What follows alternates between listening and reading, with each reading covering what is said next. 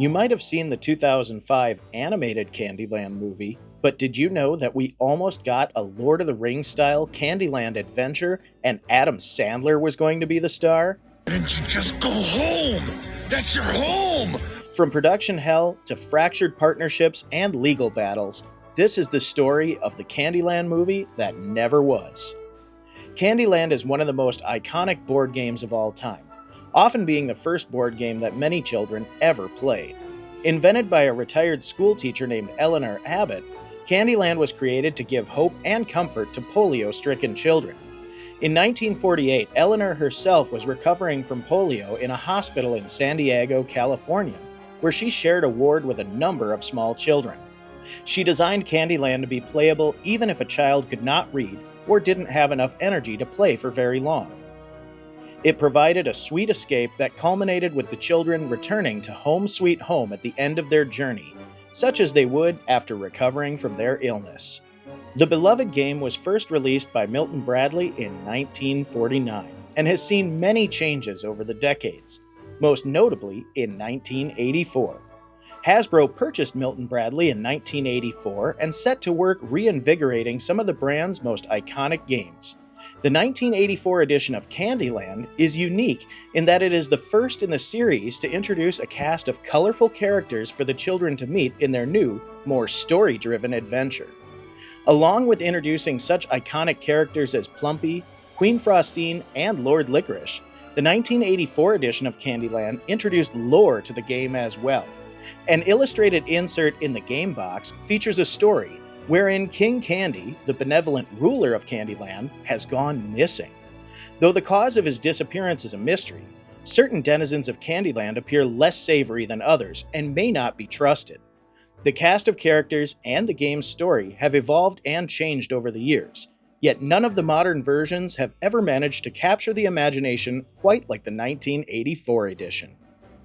In 2009, Universal Pictures partnered with Hasbro to bring a number of their classic board game franchises to the big screen. Notable titles like Clue, Battleship, Ouija, and Candyland were slated for development.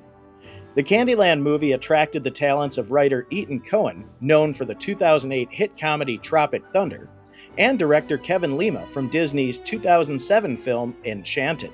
At first, it seemed like the duo would be perfect for the project, but after 3 years of production stalls, the script was handed over to Jonathan Abel and Glenn Berger in 2011.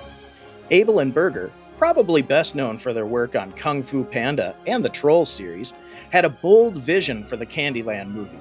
As they put it themselves, "We don't see it as a movie based on a board game, although it has characters from that world and takes the idea of people finding themselves in a world that happens to be made entirely of candy, where there are huge battles going on. We're going for real comedy, real action, and real emotions at stake." They envisioned an epic adventure similar to The Lord of the Rings, with a more family-friendly tone. By the end of 2011, the partnership between Hasbro and Universal Pictures was beginning to fracture. Rumblings of losses and lack of production progress eventually came to light, with Universal shedding a number of Hasbro licenses, notably Candyland. In 2012, Columbia Pictures and Happy Madison stepped in to partner with Hasbro on a new Candyland movie, starring none other than Adam Sandler. This new film adaptation would still boast Kevin Lima as director, but the script writing would now be in the hands of Robert Smigel.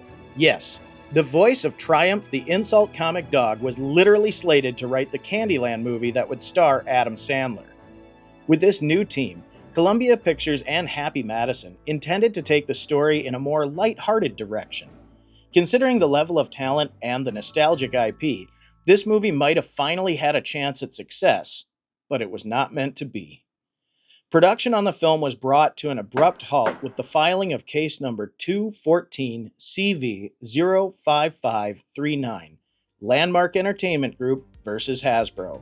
This preliminary statement from Landmark for this case paints a heck of a picture, so I'm just going to read it. Landmark has been required to file this action to enforce its contractual and intellectual property rights in its original creative works consisting of the iconic characters, locations, storyline, artwork, and environmental elements that make up the renowned world of the famous children's board game Candyland. as depicted on the game board, box, thematic playsets, and toys. Hasbro has infringed and is willfully infringing Landmark's rights by, among other things, making a feature film based upon Landmark's Candyland characters and other creative works without authorization, attribution, or compensation. In addition, Landmark has learned that Hasbro has produced merchandise and animated features using Landmark's intellectual property without authorization, attribution, or even disclosure to Landmark, and has failed to report or pay royalties on sales of other merchandise falling within the scope of its license agreement with Landmark. When confronted with Landmark's assertion of rights, Hasbro has refused to provide information about its exploitation of Landmark's intellectual properties and wrongfully claimed ownership of Landmark's characters, despite a license agreement to the contrary. Essentially, Hasbro not only got caught using Landmark's intellectual properties designed for the 1984 edition of Candyland without compensating them, but also got nabbed for the production of the 2005 animated film. This case brought to light Hasbro's rampant use of the Candyland characters and assets developed by Landmark Entertainment Group across multiple products over the course of many years. The case proved to be the final blow to the already troubled production of the movie. Looking back after over a decade, it's hard to imagine that we almost got a fantasy adventure set in Candyland, starring Adam Sandler and written by Triumph the Insult Comic Dog. Hey, if you had a good time on this deep dive, so did I. Please hit that like and subscribe button, and thank you to my channel members, the Couch Potatoes. You guys rock. Your continued support makes great episodes like this possible. Hey, I can't wait to see you all next time.